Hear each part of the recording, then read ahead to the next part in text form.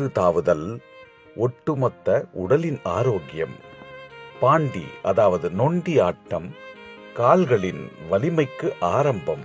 ஒரு குடம் தண்ணீர் ஒற்றுமை கற்பிக்கும் உற்சாகம். பல்லாங்குழி கணிதம் வளர்க்கும் சிந்தனை. பச்சை குதிரை தாண்டுதல் அதாவது மணி ஆவியம் முறையான முயற்சியில் முன்னேற்றம். ஒளிந்து விளையாடுதல் தன்னம்பிக்கை தைரியத்தின் உரம். தட்டாங்கல் அதாவது கல்லாங்காய் ஒரே நேர்கோட்டில் கவனம்.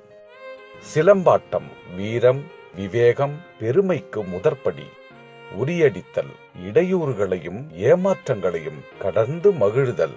இது போன்ற ஒவ்வொரு பாரம்பரிய விளையாட்டும் இயற்கையோடு ஒன்றி குழந்தைகளின் அறிவு, திறமை, வீரம், உடல் வலிமை, சுயமுயற்சி, தன்னம்பிக்கை, ஒற்றுமை போன்ற பல நற்கூறுகளை உள்ளடக்கி அவர்களின் எண்ணங்கள் தூய்மையாகவும் தெளிவாகவும் இருக்கச் செய்தன. இயற்கையாகவே வியர்க்க வைத்து ஆரோக்கியம் அளித்த நம் பாரம்பரிய விளையாட்டுகளை எல்லாம் நவீன விளையாட்டினுள் தொலைத்துவிட்டோம். முயன்றிடுவோம் மீட்டெடுக்க, முனைந்திடுவோம் கற்றுத்தர நம் தமிழரின் பாரம்பரியத்தை.